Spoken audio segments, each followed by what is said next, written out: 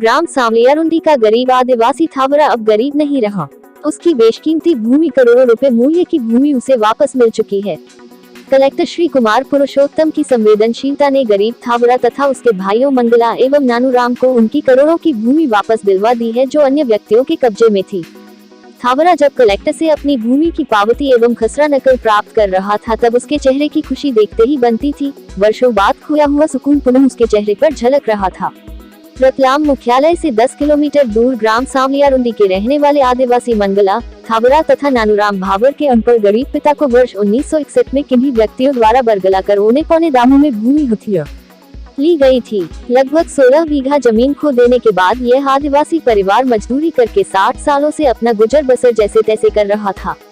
इसी दौरान थावरा तथा उसके भाइयों द्वारा अपनी भूमि वापस लेने के लिए बहुत कोशिश की गई, लेकिन नतीजा हाथ नहीं आया था। काफी कोशिशों के बाद 1987 में तत्कालीन एसडीएम द्वारा आदेश पारित किया जाकर वर्ष 1961 का विक्रय पत्र शून्य घोषित किया गया और भूमि का कब्जा प्रार्थीगण आदिवासियों को दिए जाने का आदेश जारी हुआ, परंतु आदिवासी भाइयों का नाम राजस्व रिकॉर्ड में दर्ज नहीं किया जाकर कब्जा नहीं दिलाया गया। निर्णय के विरुद्ध जिन व्यक्तियों के कब्जे में भूमि थी, उनके द्वारा विभिन्न न्यायालयों एवं फोरम पर अपील की जाती रही। समय अंतराल में भूमि अन्य व्यक्तियों द्वारा एक से दूसरे को बेचे जाने का क्रम जारी था। पवन धाकड़ की रिपोर्ट। आपने कार्य किया है, उसके अंदर कितने समय से वो आदमी परेशान हो रहा था?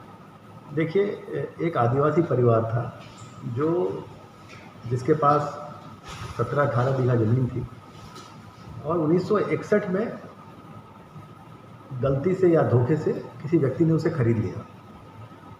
जो प्रावधान है उसके अंतर्गत उसने कोर्ट में, एसडीएम कोर्ट में केस लगाया। 1987 में जाके एसडीएम ने निर्णय दिया कि ये ज़मीन जो है ये आदिवासी की ज़मीन है, गलत तरीके से उसके साथ उसे लिया गया है, अतः उसके नाम पे अंकित कर दिया गया है।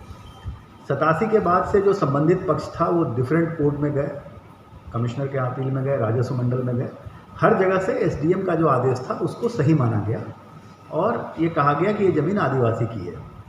परंतु उस दरमियान कभी भी किसी ने उसको राजस्व रिकॉर्ड में एंट्री करने की कोशिश नहीं करी। अगर उस आदेश का अनुपालन करके राजस्व रिकॉर्ड में एंट्री कर दी जाती तो वो ज़मीन बिकती नहीं। बीच में ये कई बार ज़मीन बिकती चली गई और वो आदिवासी जो है उसके हाथ कुछ नहीं लगा।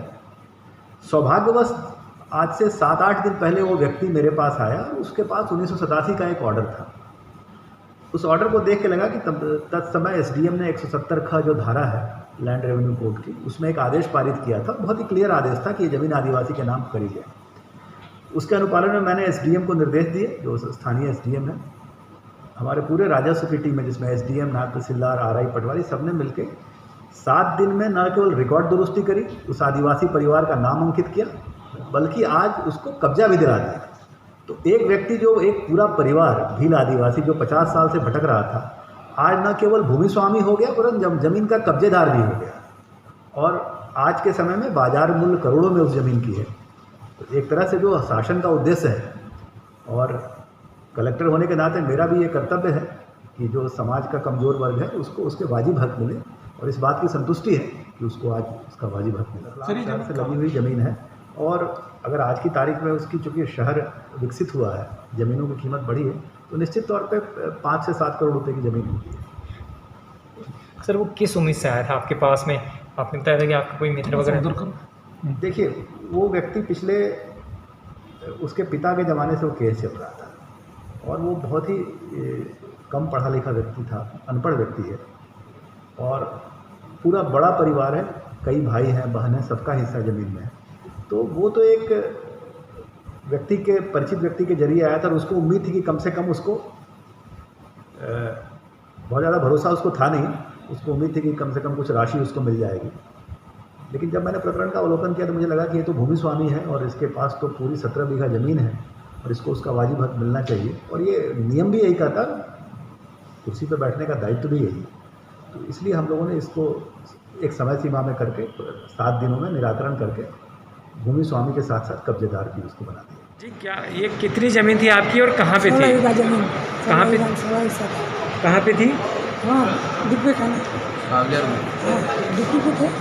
सांवलियारुंडी। हाँ, तो फिर क्या हुआ, कितने समय बाद मिली है आपको? 50 साल पूरा हो गया। कितने? 50 50 साल पूरे हो गए। हाँ तो दूसरा व्यवस्था जन्म करिए हमारी तारीख चली थी। जी, फिर अब क्या हुआ?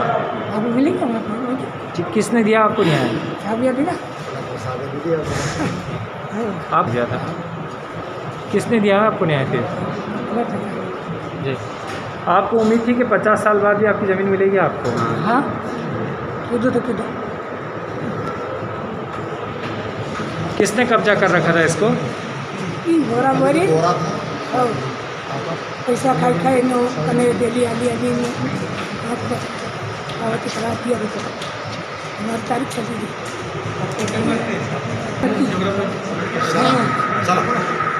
चलो